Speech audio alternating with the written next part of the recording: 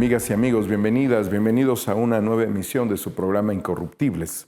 El día de hoy me siento muy contento porque he tenido la oportunidad de reunirme con Abraham Mendoza, que es el delegado de los programas de bienestar federales, y que estos programas pues ya no tienen intermediarios, van directamente a los beneficiados a través de estrategias de censos que han permitido integrar a las personas que han sufrido la desigualdad, la pobreza, la marginación en los peores niveles que podamos imaginar.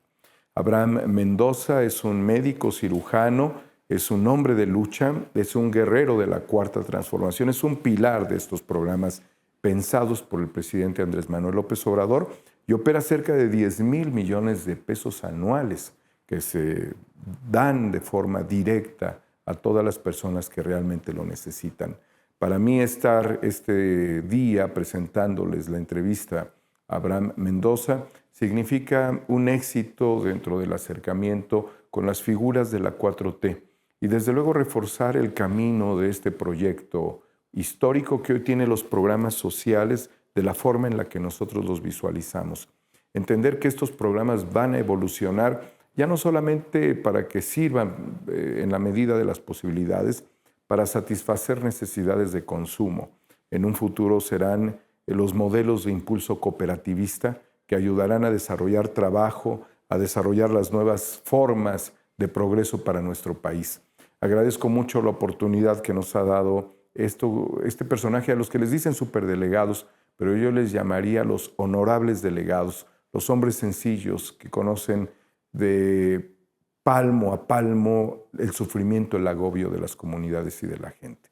Así es que acompáñenme todas y todos ustedes a esta entrevista a Abraham Mendoza, que es el delegado de los programas federales del bienestar en el estado de Hidalgo. Muchas gracias.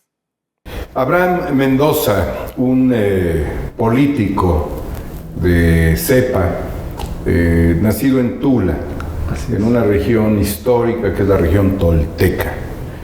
Un hombre que seguramente nadaba en el río Tula y que se cubría del sol en un mezquite, se comía algún rico elote los fines de semana, acompañado evidentemente de su familia, de su padre, y hablaban de ideales. ¿Cómo era la región de Tula hace 50 años o un poco más? Bueno, sí nos tocó conocer el río Tula limpio, donde todavía había peces y todavía se nadaba.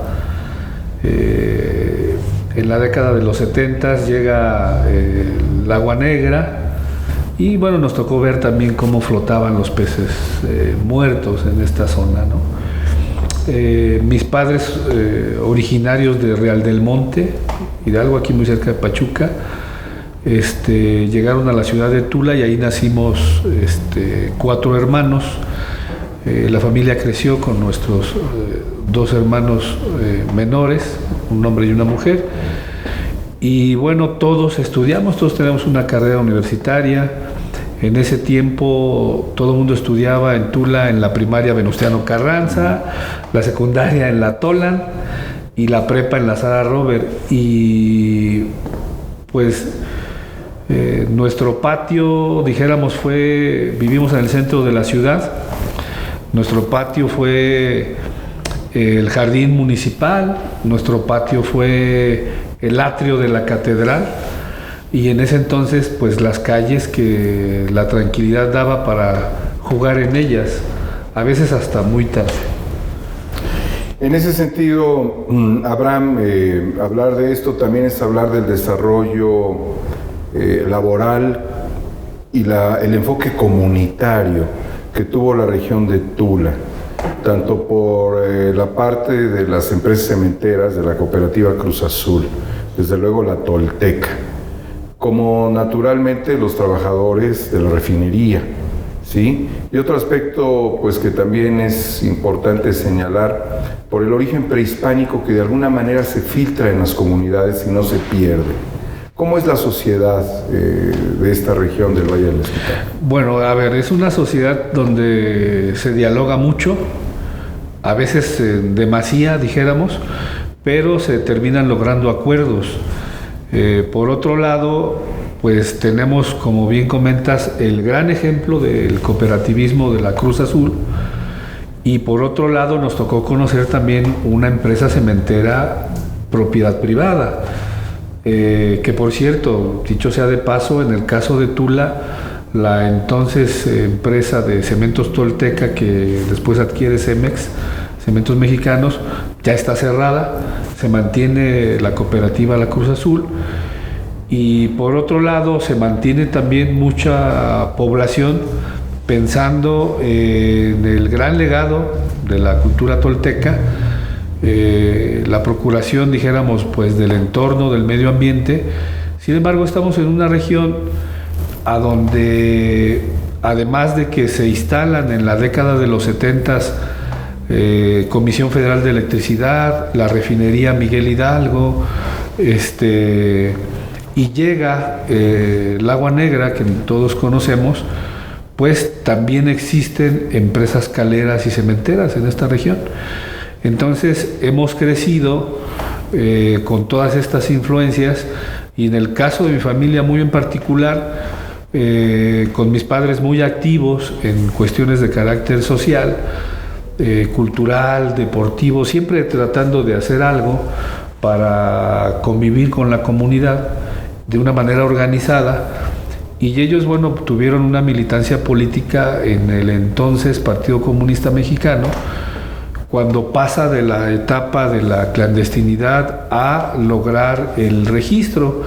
Y en esa campaña de Valentín Campa, donde visitó Tula y que me tocó conocerlo a los 10 años, son cosas de las que uno nunca se olvida, porque teniendo todas estas influencias, pues lo van forjando a uno, lo van formando en la vida, ¿no? Incluso cuando había algún conflicto en la Normal del Meche, mis padres de repente pues eran apoyadores de los movimientos del Meche, o ya personalmente nos tocó involucrarnos en buscar, por ejemplo, pues la democracia en el Sindicato de Trabajadores Petroleros, conocer el área de influencia del Sindicato Mexicano de Electricistas o de Luz y Fuerza del Centro. Entonces crecimos en un ambiente muy de mucho acuerdo social, o de mucha participación social, tratando de generar organización social para resolver problemas, pensando desde esos años, digo, te estoy hablando de mi niñez, pero pensando desde esos años de la gran necesidad de transformar el país. En el caso de mis maestros, que los recuerdo muy gratamente, pues muchos son fundadores de lo que fueron los consejos centrales de lucha del origen de la Coordinadora Nacional de Trabajadores de la Educación. Profesores de Hidalgo que convivieron con Misael Núñez Acosta de la sección 36 del Estado de México, que convivieron con los grandes luchadores profesores de la Ciudad de México, el Estado de México. En pláticas llegaban a mencionar al profesor emérito, que fue el primer presidente municipal de Alcozauca, Guerrero, Otón Salazar, por ejemplo. Y entonces, pues todo eso a nosotros nos ha dado, dijéramos que, pues una formación de la que nos sentimos muy orgullosos, sobre todo desde esa etapa. En el 88 ya estuvimos participando, dijéramos, en el gran quiebre que hay en el país para que se empezara a desmoronar el partido de Estado. De una manera fuerte, ¿no? Todos creemos ello. Aunque yo entré a la universidad en el 85, previo al sismo, y también nos tocó participar con organizaciones vecinales de la Ciudad de México en la reconstrucción de la ciudad, en temas de salud. Y bueno, la gran movilización social que se da en el sismo del 85 en la ciudad, el movimiento del CEU, porque ya estábamos allá, pero además estuvimos en la Universidad Autónoma Metropolitana, ahí en el plantel Xochimilco, y de una manera fraterna y solidaria nos organizamos para apoyar a nuestras compañeras y compañeros de la UNAM en ese entonces.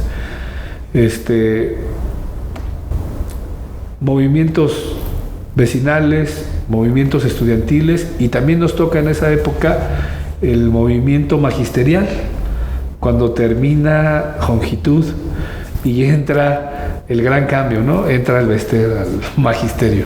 Sí, eso me...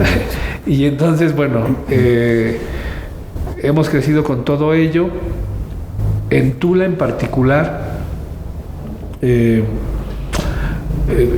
pues hemos participado y consideramos que la población sabemos escuchar, sabemos dialogar. Sin embargo, tenemos un gran pendiente como pobladores de esta región en temas ambientales y recientemente, diría yo, pues hasta en temas de seguridad y de protección civil. Entonces, pues es una exigencia que tenemos. Yo me considero entre ellos. Yo no me gusta dejar de hablar como ciudadano que formo parte de una comunidad, independientemente de que tenga uno un encargo en este momento, pero dijéramos que es el gran pendiente, ¿no?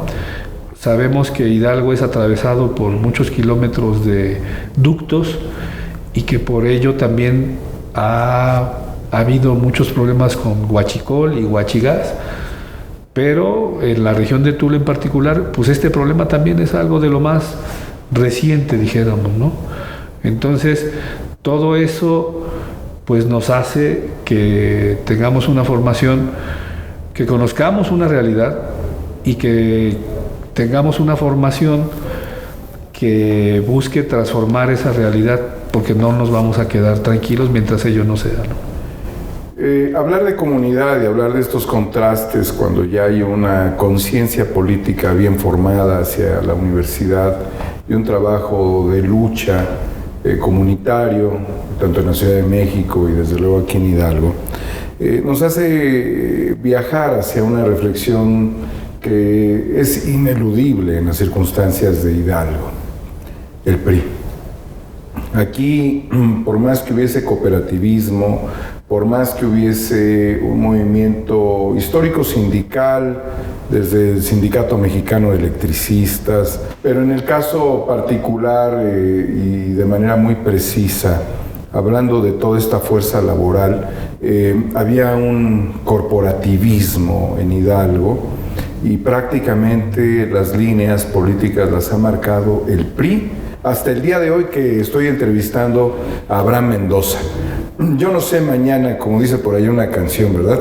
Pero hasta hoy es el PRI el que gobierna Hidalgo, y yo he señalado, históricamente lo he hecho, acompañando a Miguel Ángel Granados Chapa aquí en Hidalgo, y al ver la enorme desigualdad que Hidalgo ha sido uno de los estados, si no continúa siendo el tercero, en los tiempos que yo andaba aquí en campaña era el tercero más desigual, más pobre de este país, que incluso en fechas recientes con el tema de Tlahuelilpan, que Hidalgo no ha sido bien gobernado y que la corrupción ha permitido aquí unos cacicazgos impresionantes y una riqueza concentrada en muy pocas manos. Quizás esto sea el origen de la tragedia de Tlahuelilpan, de la situación de la cooperativa La Cruz Azul que persiste, de la crisis ambiental, de la crisis de valores, hasta de la crisis en el penal. Claro.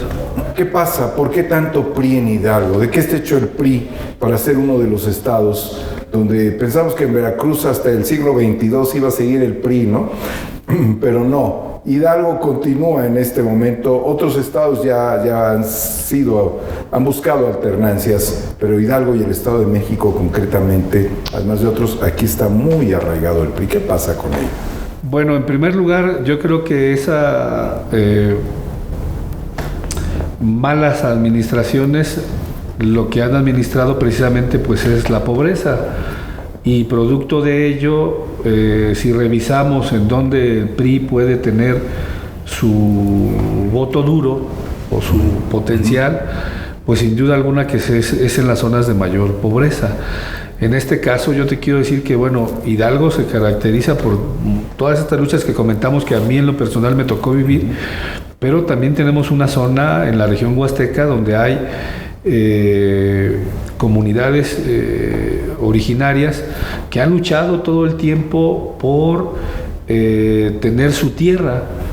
Es una lucha continua, ha habido recuperación de tierras, como ellos le llaman, y que también les ha costado sangre, ¿no? y mucha violencia. En el caso de las zonas de la sierra, la Sierra Otomí-Tepehua, por ejemplo, tuvo la capacidad para defender su territorio y evitar que Trascanada construyera un gasoducto, que ahora, bueno, lo requerimos, sí, pero afortunadamente hay sensibilidad por parte de quienes están llevando a cabo este proyecto de cambiar el trazo si fuera necesario, ¿no? Para no violentar los derechos de los pueblos y comunidades indígenas, en este caso de la Sierra Otomí-Tepehua. Entonces, hay muchas luchas, pero también hay mucha resistencia. Tenemos grupos de poder en Hidalgo que desafortunadamente creo que todo el tiempo han metido la mano en los movimientos sociales y no se diga en los partidos políticos. Entonces, parte de la problemática que hay es que pues no se da esa alternancia cuando pues tiene la mano metida en los partidos que son el instrumento para acceder, en este caso, al poder formal o acceder al gobierno, ¿no? ¿Y en Morena no ocurre eso? A mí me tocó ser dirigente de Morena y yo puedo presumir que no permití que le metieran la mano al movimiento, cuando menos durante el tiempo que a mí me tocó. Vino Sosa Castellán entonces después. No, en ese tiempo fue cuando llegó, o sea, yo estuve de 2015 a 2018 y en ese tiempo fue cuando el licenciado Andrés Manuel López Obrador hace una invitación a firmar el Acuerdo Nacional por la Unidad y el Renacimiento de México, y entonces se acercan muchas personas que actualmente continúan en el movimiento. Posterior a ello, en el caso de Hidalgo se da una ruptura, o ya se venía dando una ruptura de dos grupos de poder que estaba representado uno por Gerardo Sosa en la universidad, y obviamente que el gobierno en turno más el otro grupo de poder, que son los que no gobiernan pero que tienen el control. Y entonces este rompimiento se da y la gente de la universidad decide apoyar en el 2018 al Movimiento de Regeneración Nacional. Y entonces, en ese tiempo, como se le abrió la puerta a mucha gente, las condiciones para participar fueron a través de encuestas y se determinaron candidaturas en los 18 distritos locales, los 7 federales y el Senado. En ese tiempo se ganó todo prácticamente en el 2018. Finalmente, pues, es una fuerza que está ahí, dijéramos, que puede tener muchas observaciones que realizar, pero que finalmente, pues, están ahí. En ese tiempo platicamos con el dirigente de lo que era Movimiento Ciudadano. Ellos tenían, dijéramos, como la franquicia, ¿no?, de Movimiento Ciudadano, y decidieron salirse y apoyar. De la misma manera, algunas personalidades, dijéramos, de Acción Nacional, algunas personalidades del PRI, como el senador Julio Menchaca, Cipriano Charres de Ixmiquilpan, que estaba en el PAN. Y toda esa amalgama permitió que en Hidalgo se ganara todo en el 2018. Ahora en el 2021 se volvieron a ganar 6 distritos federales de 7. Yo creo que en gran medida, en esta última parte, por el gran convencimiento de la población, que es en donde se tiene que trabajar. Yo creo que para ir evitando cacicazgos, para ir evitando grupos hegemónicos, lo más importante que se requiere es organización social que pues pare a cualquiera que se quiera pasar de listo, no solamente en Hidalgo, sino en cualquier municipio o cualquier región. Desde luego. La herencia que dejan estos cacicazgos y que deja el PRI convierte a Hidalgo en un estado muy pobre, con muchísimas riquezas naturales y además con muchas posibilidades. Estos grupos logran desarrollar modelos de negocios muy prodigiosos, virtuosos incluso algunos, y que le empiezan a cambiar incluso la cara a Pachuca, por ejemplo. Se vuelven proyectos estables, que continúan, son muy llamativos y mueven la economía. Eso es indudable, ¿no? Sin embargo, hablar de que el PRI generaba y administraba la pobreza, pues ahora Abraham es delegado de los programas del bienestar. Le toca lidiar con los efectos corporativos. ¿Con qué enfoque? Con el enfoque corporativo del PRI, con un enfoque social liso y llano, con un enfoque de transitar de la pobreza y de la desigualdad hacia la recuperación y resarcir los daños causados por el PRI. Yo me voy más con las dos últimas que comentaste. Uno que sí tiene que ver con operar programas. Interpreto liso y llano como no corporativizar. Lo interpreto también como que sea parejo, cumpliendo con las reglas de operación. Y por otro lado, sin condicionamiento alguno. En ese sentido, a nosotros nos da mucho gusto que por primera vez a los programas se puedan inscribir las personas y que los recursos les lleguen directo. Eso es sensacional porque lo vemos nosotros. A nosotros no nos gusta causar molestias cuando visitamos los municipios o vamos a algunas comunidades. La gente a veces de una manera sincera, pues es buena anfitriona y le ofrece a uno agua, una gordita, una doblada, lo que sea. Pero si es de una manera espontánea, está muy bien. Yo creo que hasta ahí está bien. El hecho de anunciar, llegar y que le preparen a uno, dijéramos que hasta una buena comida, que se agradece, a veces es puede considerarse hasta una retribución no correcta por cumplir con lo que uno tiene que hacer. Claro. Entonces, por eso a veces no nos gusta avisar y es una de las enseñanzas del presidente, pero que muchos de nosotros pues hemos sido así todo el tiempo. Yo interpreto así la segunda comentario que hiciste. En el caso del tercer comentario, efectivamente que se trata de luchar para combatir de veras la pobreza y para sacar a la gente de ella o ayudar. Nosotros somos un instrumento, diría yo, nosotros en lo personal hasta temporal, pues, ¿no? De operar este tipo de política pública. Y en el caso de Hidalgo, a pesar de la pandemia, nos encontramos por debajo de la media nacional en términos de el incremento de la pobreza que se dio producto de la pandemia. Si bien es cierto, los programas pueden ayudar a generar condiciones de bienestar, no es solo los programas. Yo creo que si existen las becas Benito Juárez, no es en sí la beca, o sea, la beca ayuda a que el joven estudie, pero en sí lo que lo va a ayudar a salir de la pobreza es el estudio, ¿no? Para que tenga una preparación, pueda tener un mejor empleo y jale, dijéramos, al resto de la familia. El impacto que tiene una persona que estudia no es solamente en lo individual o en lo personal, jala, como quien dice, o motiva a la familia a que se preparen, a que estudien y tengan mejores condiciones de vida. Yo creo que en el caso del programa, por ejemplo, Producción para el Bienestar, no es el hecho de darle un apoyo a una persona que trabaja el campo.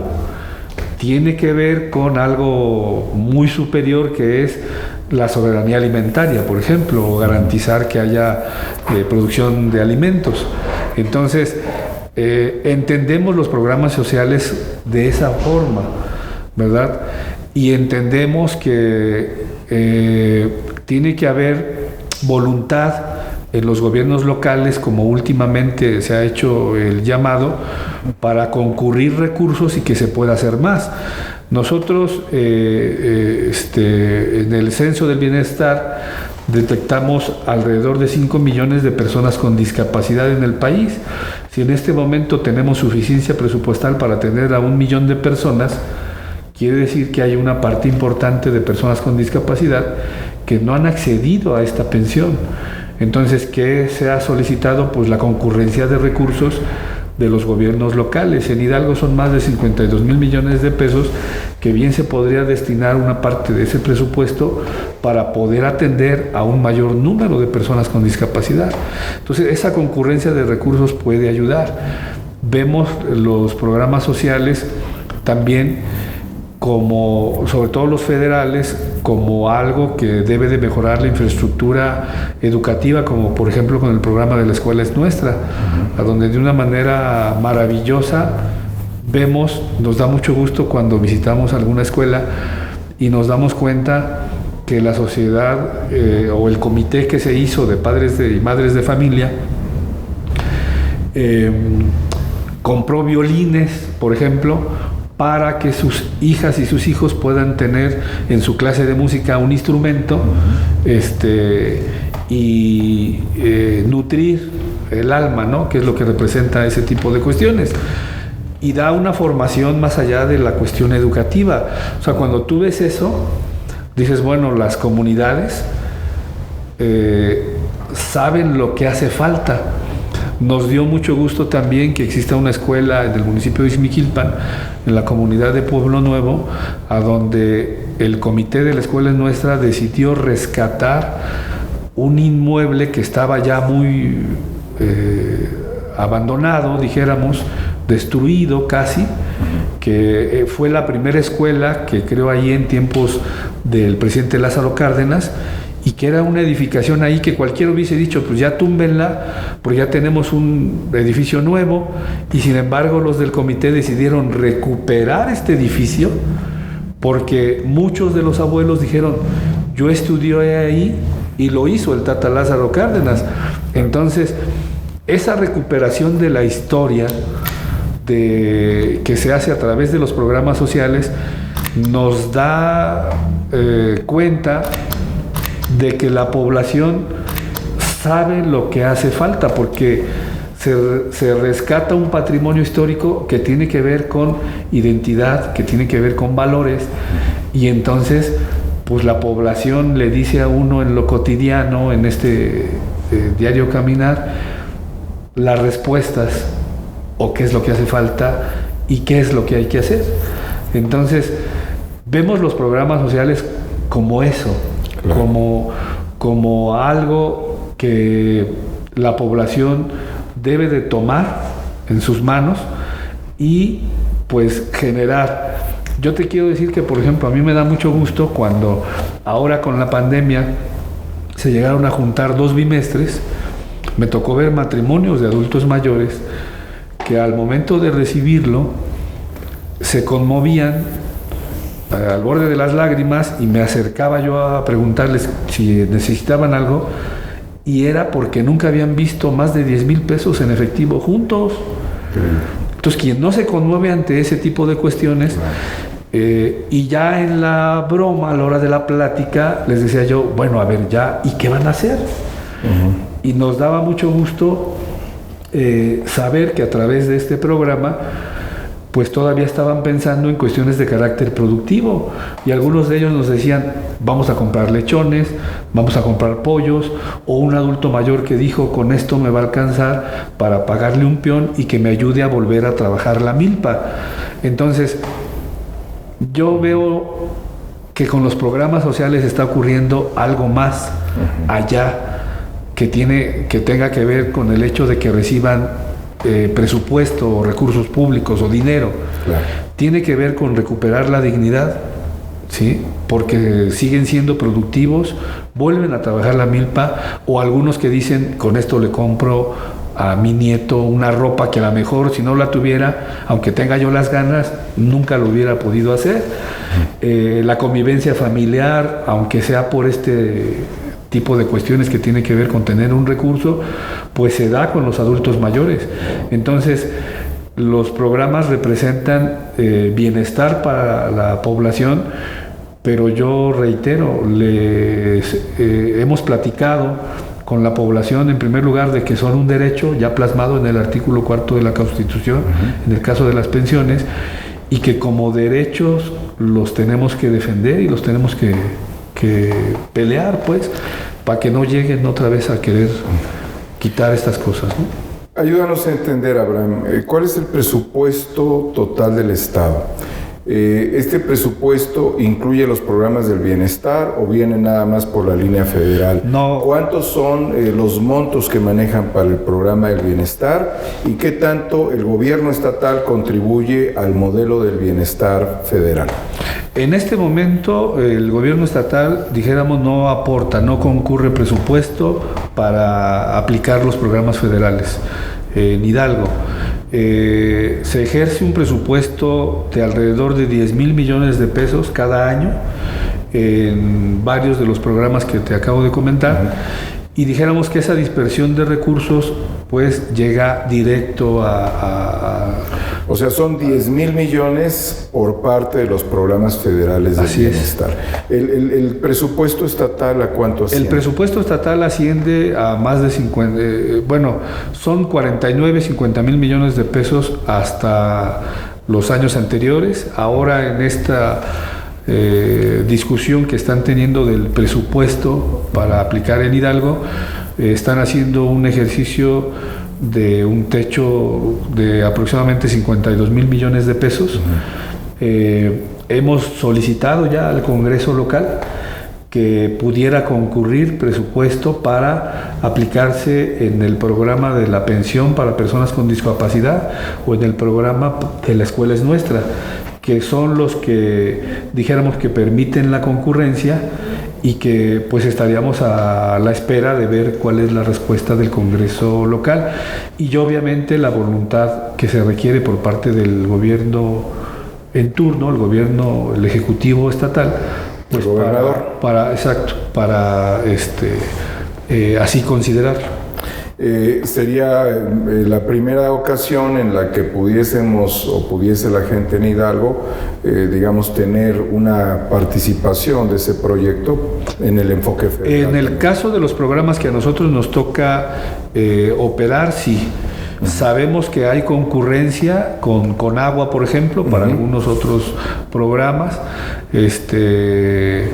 o que podría haber habido concurrencia, no este año que está concluyendo, sino en los anteriores, en algunos programas de SADER, antes Zagarpa, ¿verdad?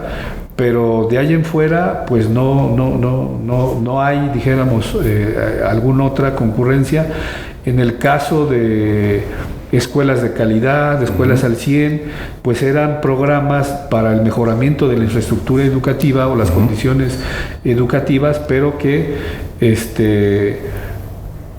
pues las propias madres y padres de familia nos comentan que, por ejemplo, ahora que les llega con La Escuela es Nuestra a veces 150 mil pesos, 200 mil o 500 mil pesos, dependiendo del número de alumnos, ellos visitan a quienes antes les gestionaban aulas o salones de computación, y cuando les dicen, pues es que con La Escuela es Nuestra, que nos llegaron 150 mil pesos, vamos a hacer un aula, se burlan de ellas, ¿no?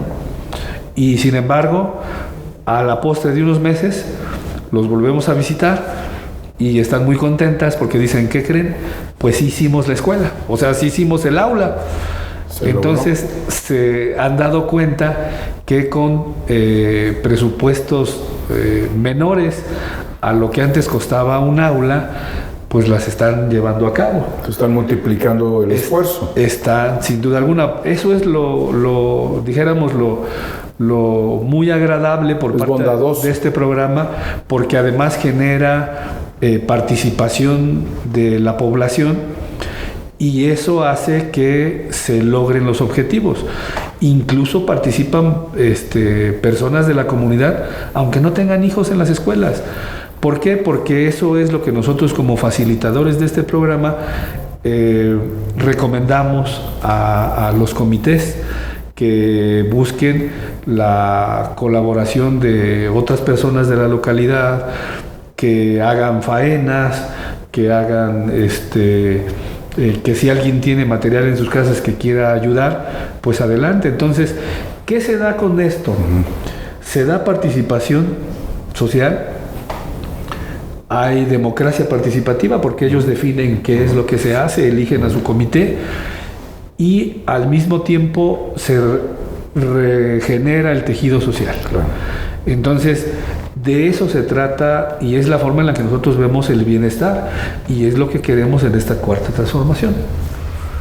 En ese sentido, y podemos ver que eres un entusiasta, no solamente eres un delegado, sí, sino que eres un delegado entusiasta de estos programas de bienestar. ¿Qué tanto los programas de bienestar pueden elevarse en tu enfoque? No solamente para cubrir las necesidades bajo los montos que se han establecido y que pudieran ir creciendo de acuerdo con el enfoque del presidente, sino que tanto se pueden desarrollar modelos económicos reales que no sirvan solamente para ir al Oxxo, que no sirvan solamente para ir a Electra, que no sirva para llevar esos recursos finalmente con quienes los concentran y los desconcentran, porque hay una desconcentración de capital en México impresionante y gran parte de esa desconcentración viene de las clases más humildes de nuestro país, que utilizan mucho para el consumo, pero en México hay 10 empresas que controlan el consumo. ¿Cómo visualizas que en 5, 10, 15 años los programas del bienestar pudieran evolucionar? Mira, acabo de estar en las últimas 3 semanas en algunos tianguis del sembradores del programa Sembrando Vida. Y conozco cómo se han organizado, por ejemplo, productores de naranja de la Huasteca para juntar su producción, venderla en bloque, porque a veces quien compra requiere mucha cantidad de producto, pero también cómo en ese acercamiento ellos tienen una visión de envasar el jugo, o sea, de procesar su producción primaria, pero incluso ir más allá del asunto del jugo. Están buscando obtener el aceite o la esencia, que es lo que, dijéramos, tiene un valor agregado mayor, que les va a redituar en mejorar sus condiciones de vida, porque va a significar un mayor ingreso. Cuando no se recorre, cuando no se visita las comunidades, no se entera uno de ese tipo de cuestiones. Correcto. Y por otro lado, conocemos cómo productores de frijol han ido mejorando su semilla en el Valle del Mezquital y que de repente nos dicen, no tenemos nada que pedirle a generadores de semilla de otros lados, nos podemos lograr el mejoramiento. Pero en el caso, por ejemplo, de Sembrando Vida que te comentaba, vemos que ellos tienen muy claro toda la cadena que se requiere para que su producto finalmente llegue transformado a la población, al consumidor. Y nos damos cuenta que incluso están en el tema de la comercialización, pero con un enfoque comunitario. Entonces, va a llegar un momento en el que estos tianguis, por ahora, de Sembrando Vida, tengan que ser las que logren que se puedan adquirir ahí todos los que consumimos nuestros productos alimenticios. ¿Se pueden desarrollar cooperativas productivas? Exactamente, ¿A eso te refieres? exactamente. Entonces, hay desde aquel que produce chile rallado en la Sierra Gorda de Hidalgo, que en este momento ya te lo vende envasado, Qué bueno. procesado, y que obviamente le da no solamente un valor agregado a su producto, sino que le da un mayor tiempo de duración para lograr la comercialización. La zona apícola en la región semiárida debe ser muy importante para enviar miel a Francia, por ejemplo, o a Alemania o a Inglaterra, ¿no? Y tenemos zonas de la Huasteca, ahora que estuve yo en el Tianguis, en donde están muy interesados en empezar a ver cómo producir vainilla. Ya tienen, hoy me mostraron vainas hace 2 semanas. Vainas de vainilla. Entonces tenemos que ver, hay lugares donde se está produciendo aguacate, hay una zona nogalera en la Vega de Meztitlán, que es una de las zonas de producción de alimentos, pues, de las más limpias del estado. Ese es un punto, ¿no? La producción limpia, ¿no? Y que se requiere además mejorar también la infraestructura carretera, porque mucha de su producción, o sea, los insumos pueden llegar como quiera que sea, pero para sacar los productos en buen estado, que no lleguen mayugados, como se dice, pues se requiere mejorar la infraestructura carretera. Tenemos la Otomí Tepehua, por ejemplo, que requiere comunicar, está a escasos 30, 40 kilómetros de la autopista México-Tuxpan, y esa parte de la Otomí Tepehua no tiene una salida hacia esa vialidad, por ejemplo. Increíble. En fin, hay muchas cosas que se pueden desarrollar junto con los programas para que en un futuro el bienestar, dijéramos, o incluso, yo creo que más allá del tema de las pensiones, que son un derecho, los programas no debemos de verlos como algo que deban de existir para toda la vida. Los programas debemos de verlos como algo necesario en este momento para generar desarrollo, y que más adelante ya no se requieran ese tipo de cosas, ¿no? Quisiera yo, porque es una petición que le he hecho al presidente, que el proyecto Sembrando Vida se conjuntara para la recuperación de los árboles en la región del Valle del Mezquital. Debido a que, quizás tú estás mucho más enterado, hay un heno que está extrayendo la savia de los árboles y los está secando. Con estos temas que se han dado en la región de Tula y carreteras y demás, ha habido un ecocidio de cerca de 1000 árboles. Pero no solamente el Sembrando Vida puede ayudar a recuperar 1000 árboles, sino que esos miles de árboles que se pudieran sembrar más en toda esta región pudieran contagiarse por el heno, al grado de que la plaga los va a aniquilar. He hablado con representantes de la región que hacen todas las semanas un trabajo de retirar el heno, incinerar el heno, pero de acuerdo con las investigaciones que he hecho, pareciera que es algo propio dentro del ambiente que sirve para detener ciertas sustancias contaminantes. El tema es que la naturaleza lo encuentra de esa manera, pero al mismo tiempo de sustancia, y mata. Puede aparecer en cables de luz, donde no generaría ningún problema. Serían captadores de contaminantes, pero cuando están dentro de los árboles ya la situación se vuelve muy dramática, y los ambientalistas de a de veras, porque creo que también con el interés de revestir el río Tula, hay ambientalistas superpuestos para bajar capitales para los estados. Particularmente ellos creen que es necesaria la participación del gobierno federal. No les alcanzan las manos, no les alcanzan las brigadas, no les alcanza el dinero, y es gente que ha defendido permanentemente el medio ambiente.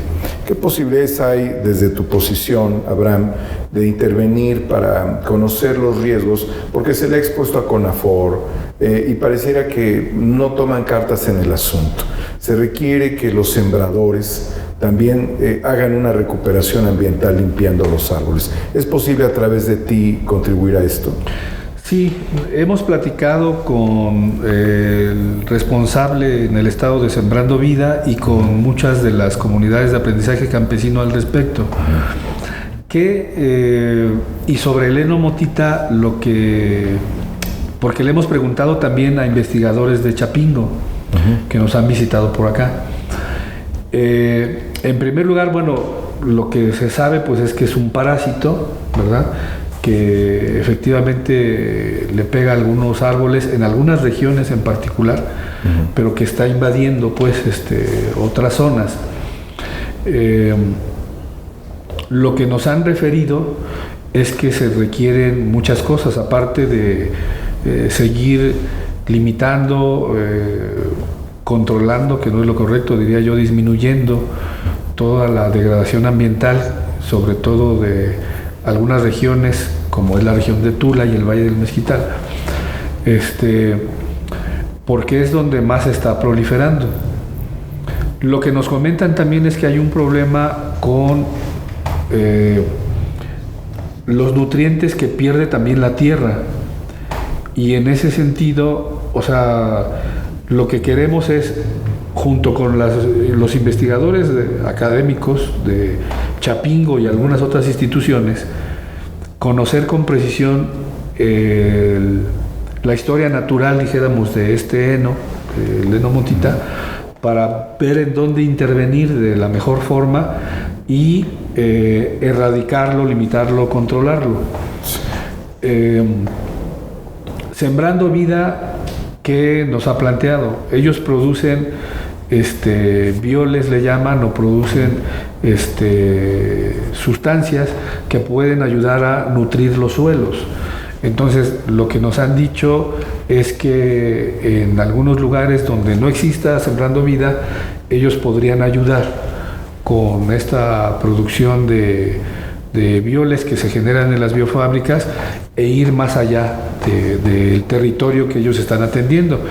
En el caso del programa de producción para el bienestar, también tiene un acompañamiento técnico, que es otro programa de SADER. Ellos también le enseñan a los que están en este programa a hacer biofábricas o a producir sustancias que pueden ayudar con el mejoramiento del suelo.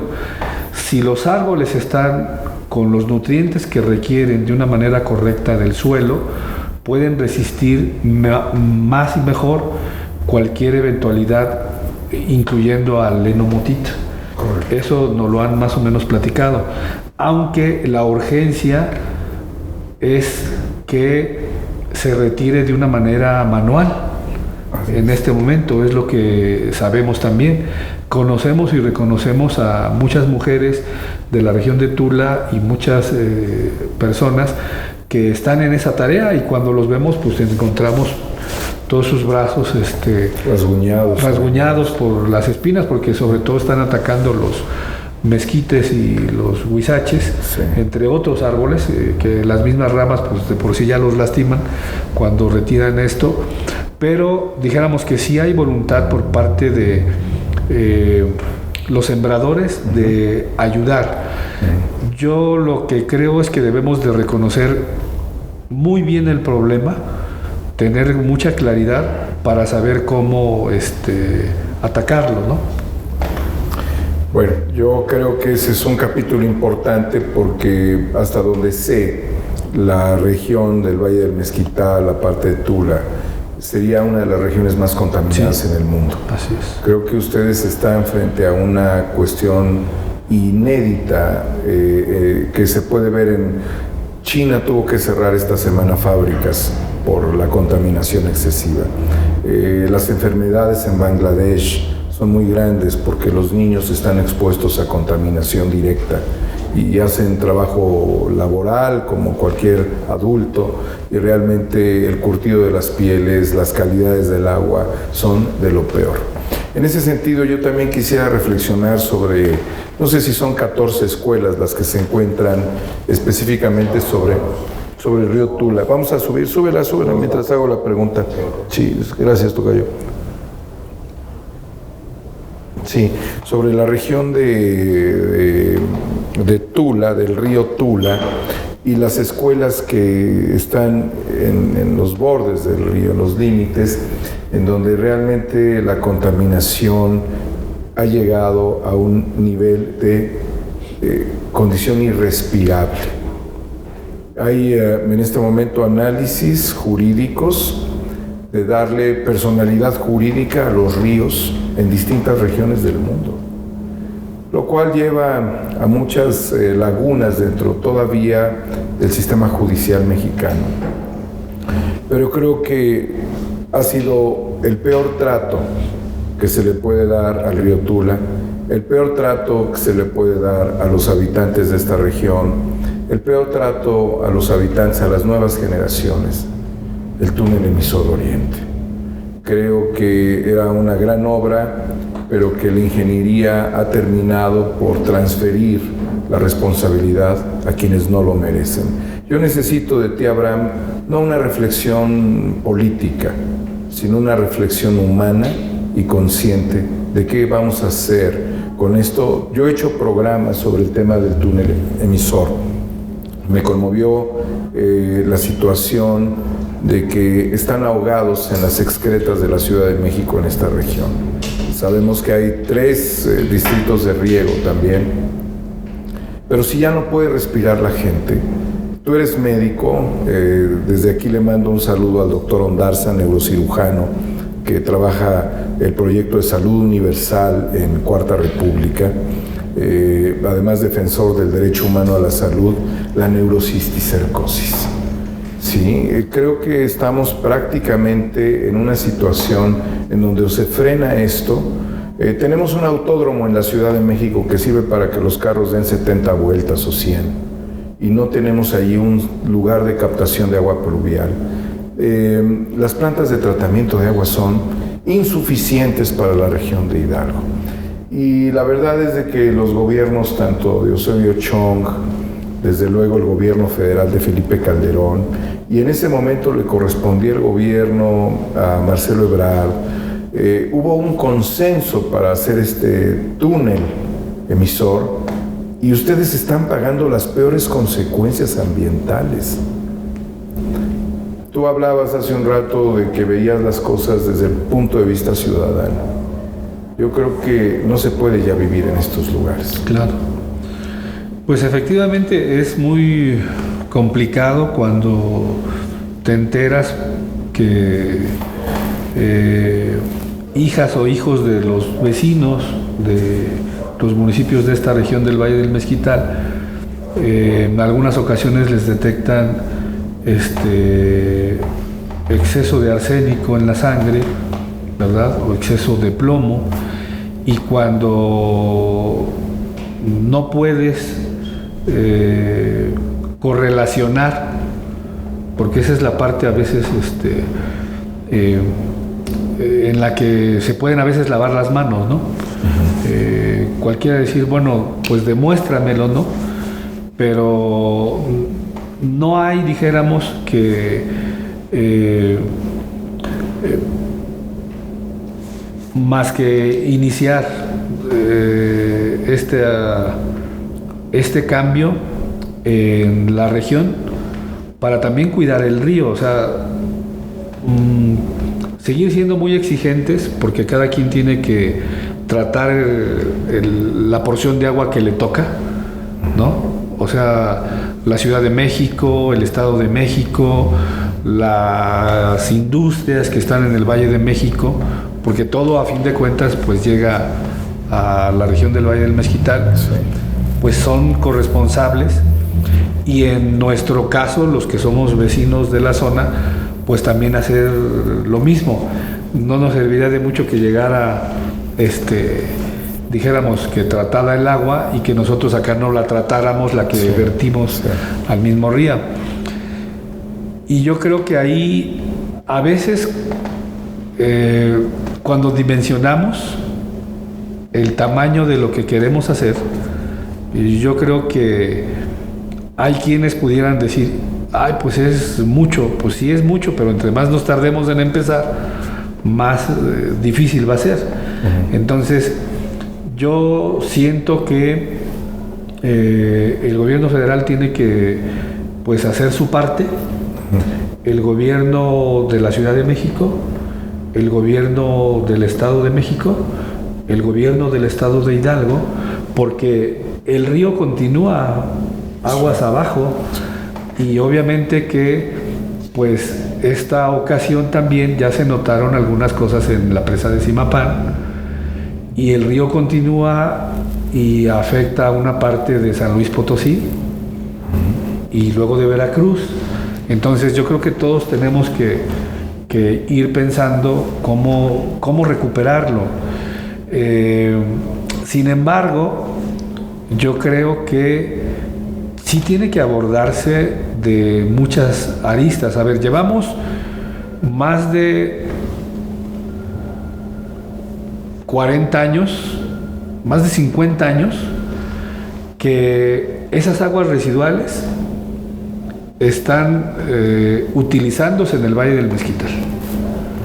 Antes con unos canales rudimentarios, que algunos siguen existiendo, sí, y que eso le dio o trajo cierto beneficio a pobladores del Valle del Mezquital porque pudieron trabajar la tierra.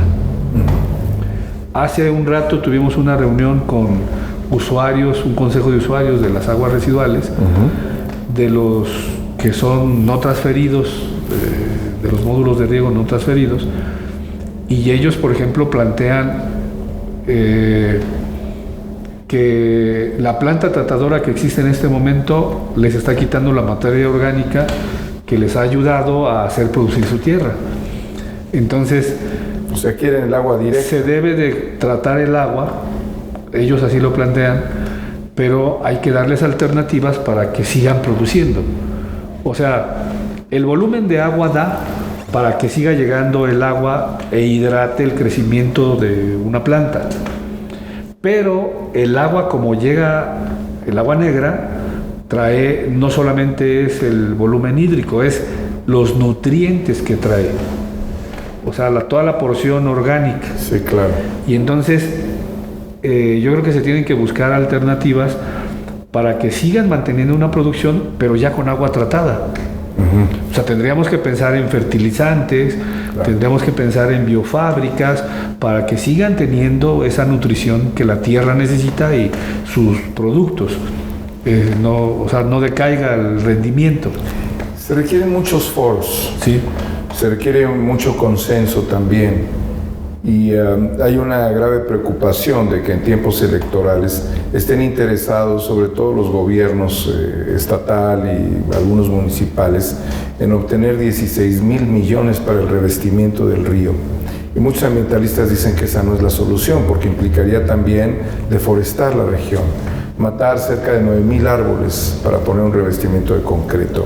Y también señalan de que puede haber otras salidas alternativas para ello y que la Ciudad de México tendría que responsabilizarse más por este tratamiento.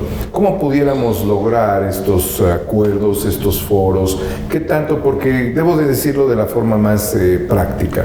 Si yo recibo un beneficio del programa del bienestar, porque tengo un hijo con discapacidad, o porque soy un adulto mayor, o porque tengo una beca escolar, si yo recibo un beneficio del programa del bienestar, pero no me va a servir para curarme el lupus, no me va a servir para salir del cáncer, o porque ya el cisticerco requiere una cirugía de cerebro, el bienestar se murió.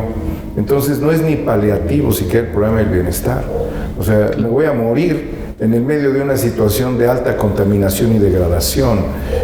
Yo creo, no sé, quisiera reflexionar en ese sentido, porque tú eres médico, Abraham, porque si yo hablara con un delegado del programa del bienestar, a lo mejor se concretaría decir, es que a mí lo que me corresponde es esto y no más. Pero si alguien sabe que el bienestar tiene que ver con la salud integral, pedir tu intermediación, para que valoraras y reflexionaras más el problema ambiental severo y que en conjunto con nosotros, los periodistas que acudimos a la mañanera, podamos abrir esto a un debate muy importante a nivel nacional. Aquí podemos hablar del río Tula, pero podemos hablar también del río Sonora y la degradación que ha vivido, y en general de todos los ríos de nuestro país.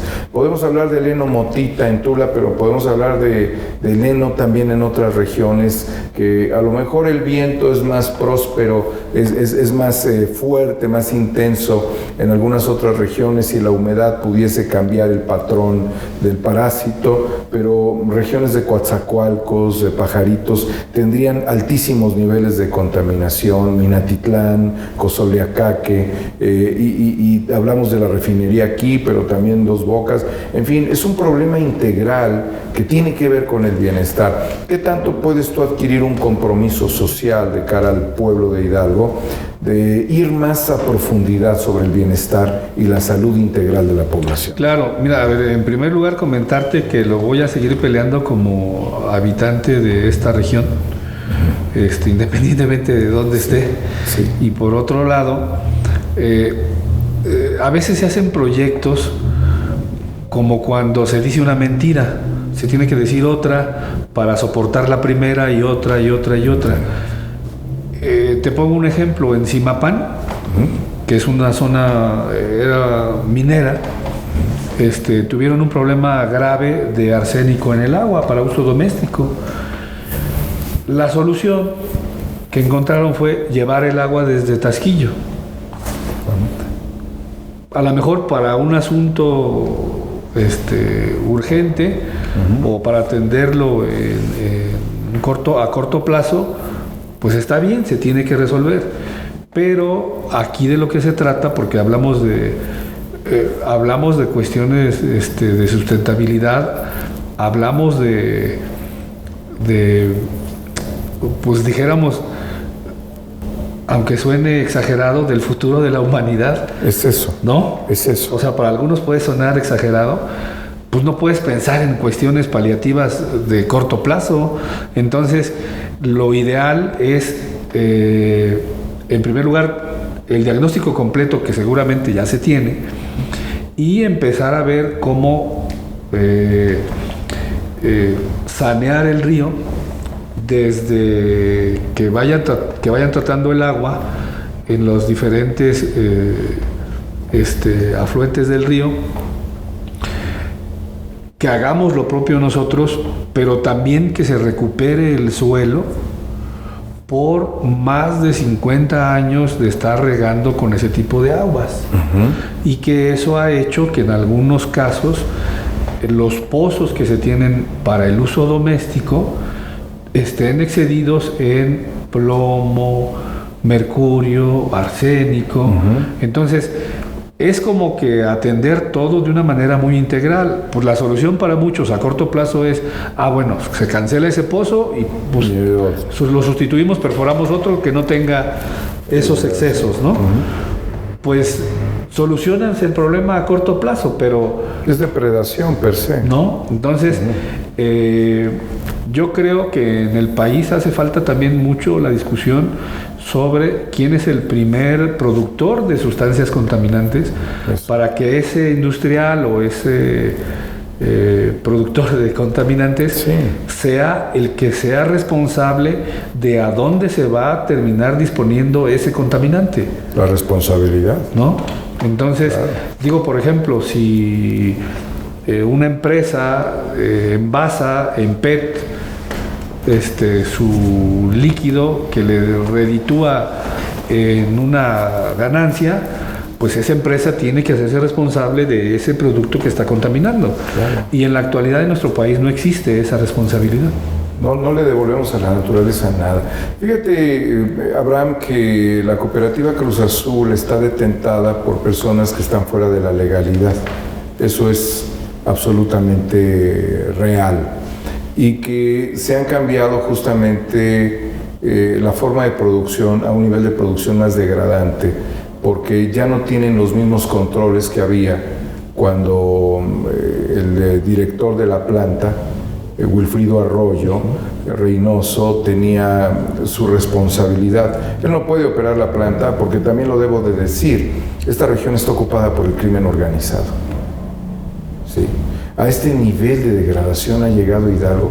El río degradado, la cooperativa siendo destruida todos los días. De un penal se fuga un reo como si fuese una película.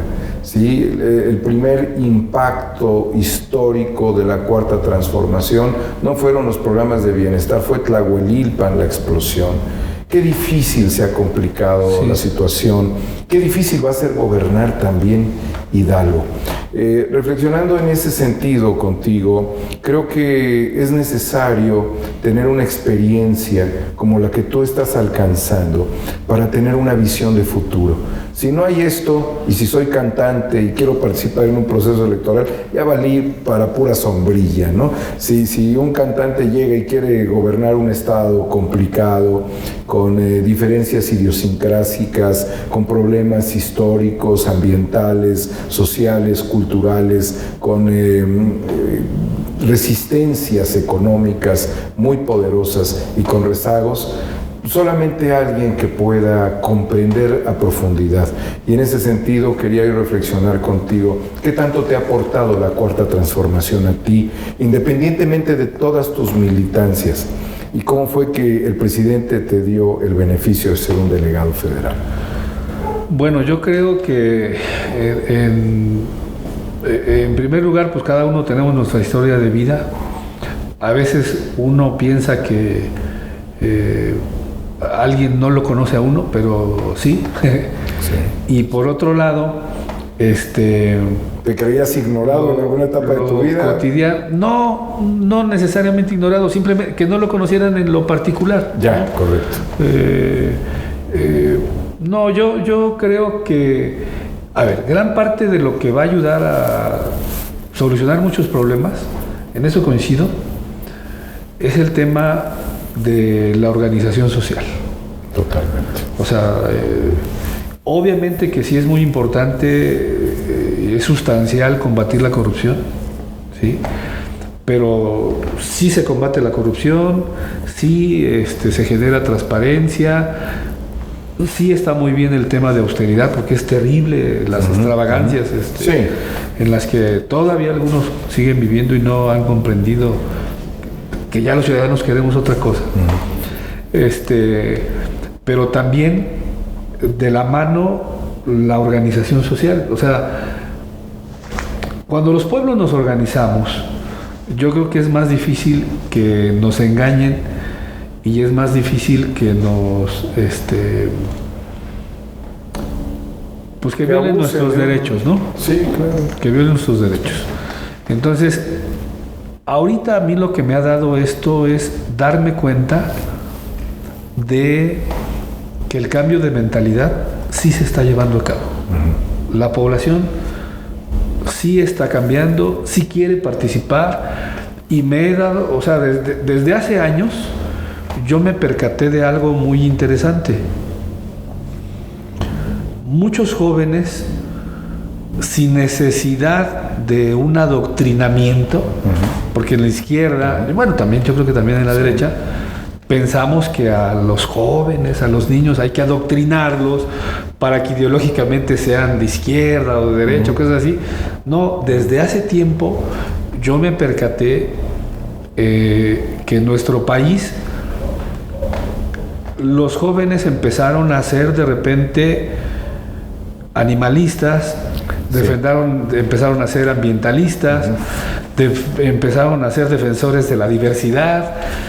En fin, entonces cuando yo empecé a ver eso dije, no, a ver, y investiga uno, oye, pues este joven es de esta familia, que es de derecha, que si ha sido adoctrinado, pues ha sido adoctrinado de otra manera. Entonces me empecé a dar cuenta que no va por ahí el asunto, sino que es la conciencia, pero está en la convivencia cotidiana. O sea,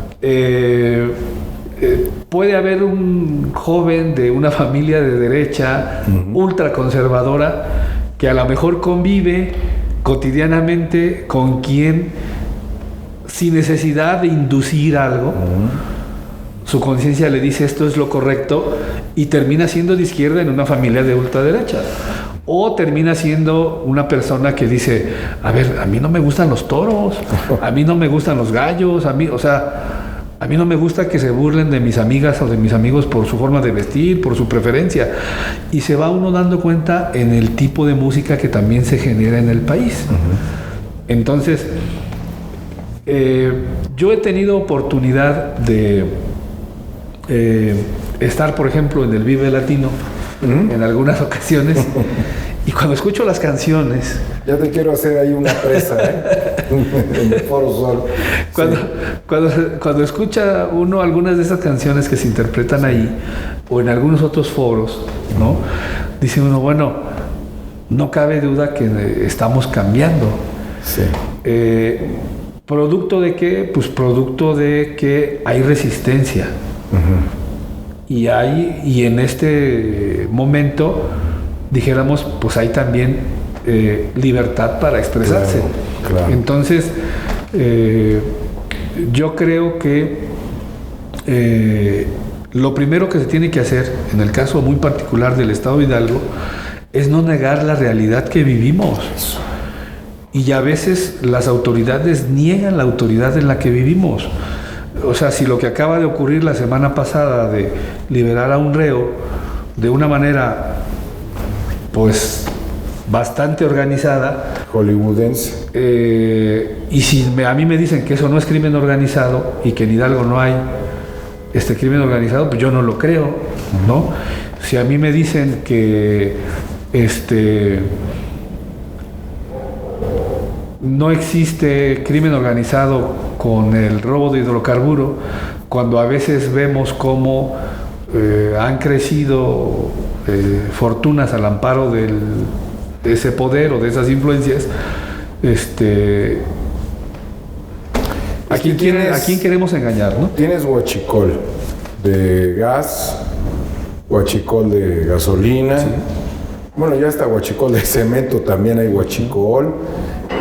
Tienes desequilibrios estructurales de múltiples tipos, tienes daños a la salud de los habitantes. Yo creo que hay también huachicol de agua. Huachicol de agua, por supuesto, claro. El crimen organizado está sobre el agua. Sí. Controlan en los municipios la distribución del agua, porque esa es una caja permanente. Vaya que es complicado, ¿no? Sí, y en la actualidad se está combatiendo mucho, producto de combatir la corrupción, dijéramos que también el tráfico de influencias, ¿no? Por supuesto. En Hidalgo no es la excepción, como en muchas partes del resto del país, a donde han llegado inmobiliarias a construir muchas casas, a donde no va a haber necesariamente bajo una vía adecuada las factibilidades para que tengan los servicios, en concreto pues el agua, ¿no? Por ejemplo, o que se construyen zonas no correctas, y eso es Pachuca o esta región de la zona metropolitana. Se construyeron casas de una manera exorbitante, muchas de ellas ahorita se encuentran vacías. Quiere decir que no necesariamente se necesitaban, o no bajo ese esquema. No bajo ese esquema. Yo creo que sí se requieren, pero no bajo ese esquema. Y pues se inundan, ¿no? Les dieron licencias por el tráfico de influencias de una manera no correcta. Y yo reitero, lo primero que tenemos que hacer es no negar esa realidad. Eso. Y al no negarla, se tiene que estudiar y se tiene que emprender inmediatamente el qué hacer para solucionar cosas. ¿Cada cuándo te reúnes con el presidente de la República? Pues ahora sí que cada que nos convocan.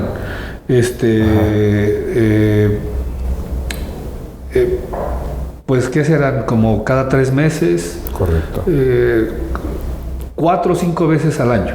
¿Llevas a las reuniones tus carpetas con información, documentos, pues peticiones? Se hacen evaluaciones, recibimos indicaciones al mismo tiempo, y por otro lado, bueno, todo lo que nos llega de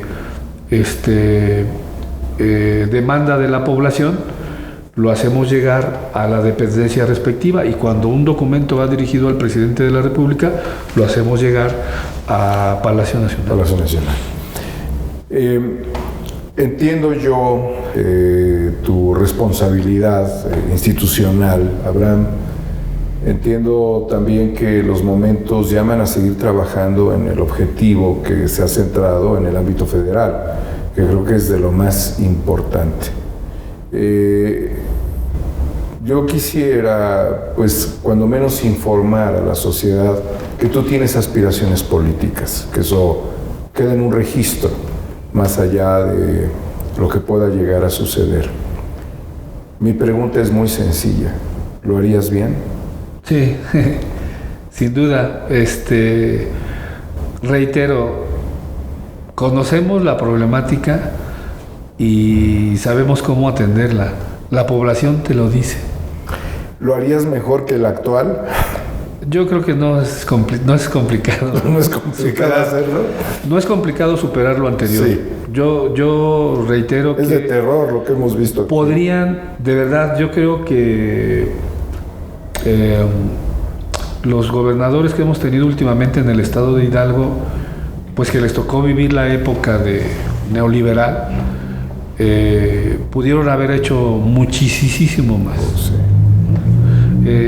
Somos un estado... A lo mejor sí lo hicieron, pero para ellos nada más. No, pues sin duda, pues si se revisan sus cuentas, ¿no? Claro. Yo creo que por ahí puede haber algo, a ver si no me demandan, ¿no? Luego se les da. Es una sospecha pero, de todo el pueblo de claro, México. no, yo creo que no solamente se trata de hacer más y mejor las cosas, sino que hay algo de lo que yo sí me gusta presumir. Toda mi vida política nunca he tomado decisiones unipersonales. Entonces, ante esta situación de lo que se está viviendo en el Estado, que existe esta coyuntura, dijéramos, ¿verdad? Como cada 6 años, pero ahora es una especial, ¿no? Es una coyuntura distinta a la de siempre. Pues va a haber alternancia, no me cabe la menor duda. Sí, lo importante es qué tipo de alternancia queremos. Yo creo que ahí es muy importante. Siento que la Cuarta Transformación arrastra, ¿no?, a que las cosas se hagan de una manera correcta. La población está preparada para ello, para empujar a gobernante que se quiera ir quedando atrás. Y por otro lado, comentarte que el diario Caminar acá nos ha dado la información, claro, para saber qué es lo que se requiere en materia de infraestructura agrícola, hidráulica, carretera. Y por otro lado también saber qué es lo que se requiere en términos de seguir generando que se concrete una democracia participativa en el Estado. O sea, Hidalgo somos uno de los pocos estados del país en donde todavía los procesos no son concurrentes para cada 3 años. Y eso genera un desgaste social y sociopolítico y un desgaste a las finanzas públicas. Entonces, es algo, por ejemplo, que se debe de existir, entre muchas otras cosas, ¿no? Yo reitero que todos estos años, pues, nos han forjado como seres humanos y vamos a seguir participando donde nos toque. Eso no pasa nada. Seguir contribuyendo. Abraham, pues deseamos lo mejor para ti, que los programas sigan contribuyendo a resarcir el daño histórico que tiene este Estado, que tu compromiso siga siendo amplio, que tengas pues las mejores cuentas para tu gente. Finalmente es tu gente con la que tú trabajas permanentemente, y que nos permitas en otras oportunidades volverte a buscar, a entrevistarte, saber cómo vas en el devenir histórico de la izquierda mexicana, de la Cuarta Transformación, de la cual están dados los cimientos, y tú eres parte de esa cimentación. Indefectiblemente está claro que los delegados de los programas de bienestar son los pilares del enfoque del presidente. Qué bueno que lo puedas representar con la mayor dignidad, con entereza, y si se nos está yendo la luz es porque teníamos un horario y te extendiste, y si no has comido y no hemos comido, es porque tenías mucho compromiso con la gente, y esto habla realmente de tu vocación de servicio. Creo que eso es lo mejor que puede tener: sensibilidad, vocación de servicio y honestidad. En Abraham, que es un líder dentro de la política de izquierda, que es una consecuencia de una serie de procesos muy largos que por fin están viendo la luz y que pudieran ayudar a un tránsito histórico para el país. Abraham, ¿algo más que quisieras comentar a la gente que te ve en Cuarta República, en Incorruptibles? ¿Algún comentario? Pues agradecer mucho esta posibilidad de comunicarnos, y que además en el transcurso de estos ejercicios pues a uno lo reafirman, nos ayudan a no perder el rumbo y a no perder el piso, que yo creo que son cosas muy importantes. Gracias a ti y un saludo a todos. Y a tu equipo de trabajo que nos han abierto las puertas para llegar aquí a la delegación de los programas y ver a la gente que pues llega aquí con mucha necesidad a encontrar una solución, una respuesta. Felicidades a ti, muchas gracias. Gracias.